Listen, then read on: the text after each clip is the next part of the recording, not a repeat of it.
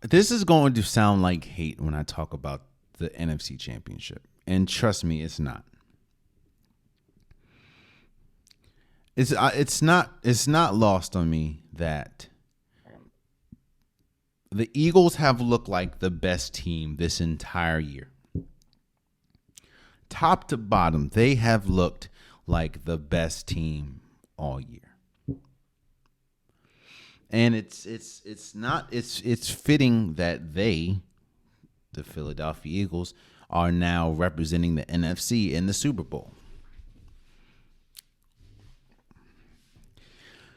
And I also understand that they won. They won the NFC Championship. So winning negates a lot of things. You know, winning, you're able to quiet a lot of things down because you won. It's like, what are you going to tell me? We won. But winning kind of clouds the journey of the game to get to that win. You see, you look at 31-7. And when I say it's going to sound like hate, here it is.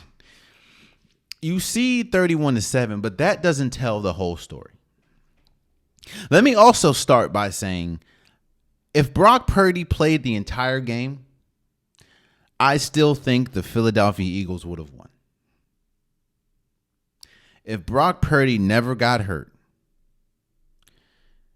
where he tore his UCL, if he never got hurt, I still think the Philadelphia Eagles would have won. Do I think they would have won or they would have lost 31-7? No. But I do think that it would have looked different. I mean, Josh Johnson had to play. He got hurt. Then Christian McCaffrey had to play quarterback.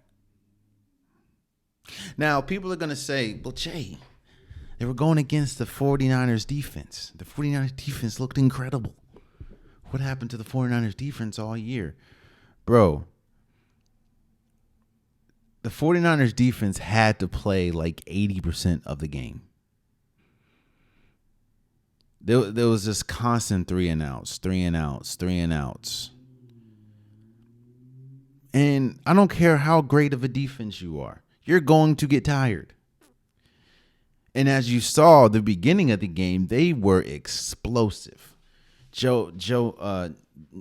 Nick Bosa running around everywhere. Fred Warner running around everywhere. Ward stopped. Like, they were explosive.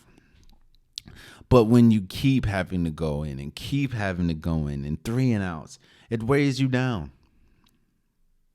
Now let me also give credit where credit is due.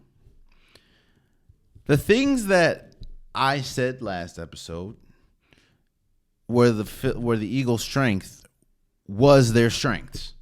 They ran the ball like crazy, and their schemes that Nick Sirianni drew up was incredible.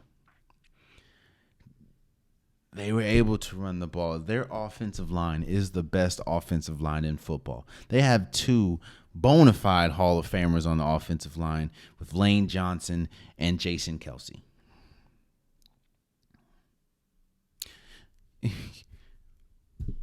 The defense, Hassan Reddick was incredible. Hassan Reddick was probably the MVP was probably the MVP for the Eagles in the AFC or the NFC Championship. Fletcher Cox was big. The Eagles have been the best team all around this entire year, and they played like it. But this is why I said it's going to sound like hate. I'm going to wait until, what is it, the 11th, I think, that Saturday before to give my predictions. But Jalen Hurts did not look good at all as far as throwing the ball. I don't know if he's injured still. I don't know what it is, but he did not look good throwing the ball at all. The Eagles won because the 49ers got tired, and they just executed to perfection the run game and the run pass option. And when he had to throw the ball, he had to. I think if that Devontae Smith catch was reviewed and deem that it wasn't a catch. I think things could have looked differently because momentum was just there. But and again, the Philadelphia Eagles were the best team. And even if Brock Purdy played the entire game, I think they would have still lost, the 49ers.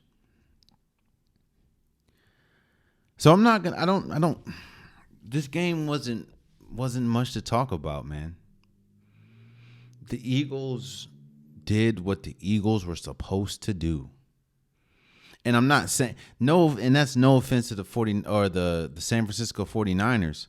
But again, when the defense is out there 80% of the time, it's like 80% of the entire game. That's crazy. But the Eagles, man, when you have and let me talk about Jalen Hurts for a second. Even though he did look bad.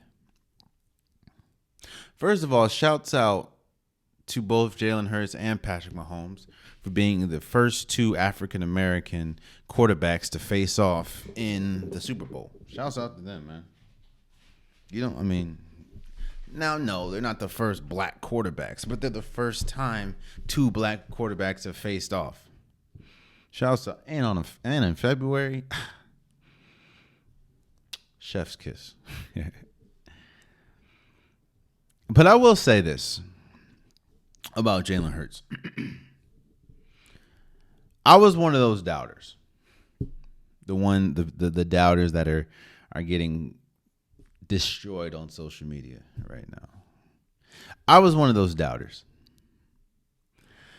You see, things have happened that has shaped my opinion of Jalen Hurts. Now, what people don't allow on social media, I realize, is they don't allow people to change their opinion and change their mind. I've changed my opinion on Jalen Hurts, but there have been things that have helped me grow my opinion at first. And I'll say this. I remember Jalen Hurts getting benched in the national championship for Tua. I remember Jalen Hurts losing his job the next year to Tua, so he transferred to Oklahoma. I remember Jalen Hurts being incredible at Oklahoma, but not finishing, losing. I remember Jalen Hurts coming into the league and not really being able to throw the ball consistently.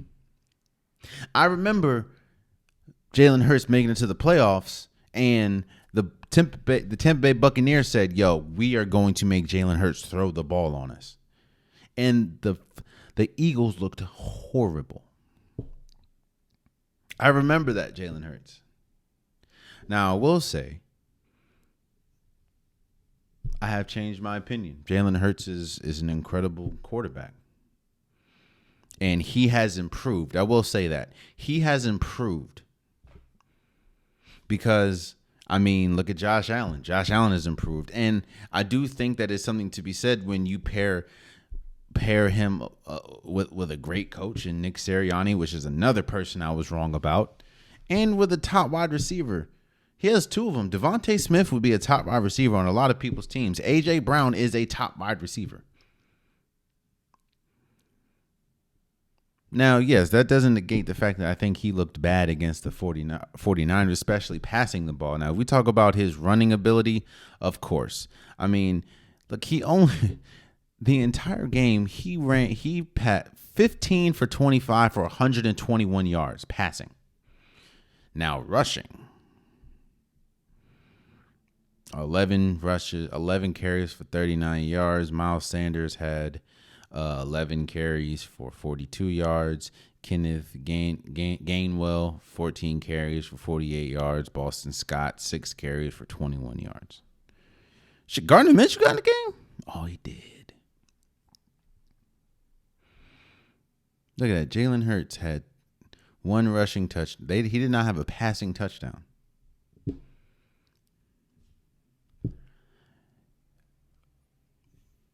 But they win.